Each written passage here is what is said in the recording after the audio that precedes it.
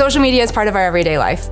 Really, I think it's so important to recognize for ourselves and for our kids that those devices are in our hands all the time. And whether we recognize it or not, what's happening on that phone influences our thoughts and our feelings. Actually, really interesting data and research surrounding no social media use and lots of social media use. And for kids who have no social media use and for kids who have more than 5 hours a day of social media use, they tend to have more depression and more suicidal thoughts than kids who have just kind of like this sweet spot in the middle.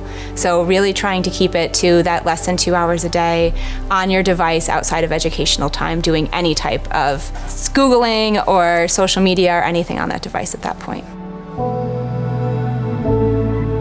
I think their parents have to take an active role in helping their kids decipher what is true and what is not. Because if they're exposed to all of this information, they have to be the ones to guide them through some reality testing. And as parents, I think understanding, as Brandon said, not only the social media and media literacy piece and understanding where that information is coming from, but also knowing that there are algorithms behind all of this. And so those algorithms are listening, they're looking at our clicks to be able to give us content that's more reinforcing. And so if you start to find that your content is headed in a certain direction, really reflecting back on what that means and having those open conversations as a family.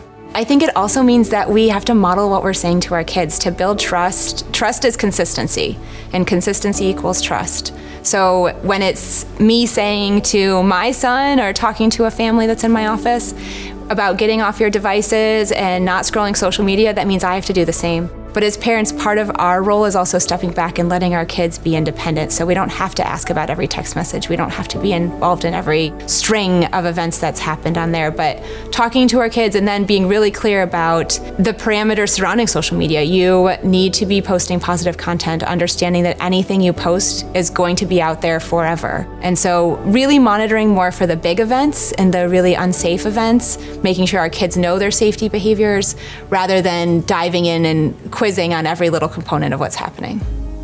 I'm hopeful for this generation because I think they have a better handle on their mental health than any previous generation before. I think they're more willing to seek help when they need it. I think they're more willing to be open about their experiences. And I really do feel like they have brought to light so many ways to understand each other's behaviors better than ever before. This generation has an amazing opportunity to change the world with their understanding of technology, disrupt the future, and has done an amazing job truly of continuing to bridge the gap between physical health and mental health really being one. Now you know.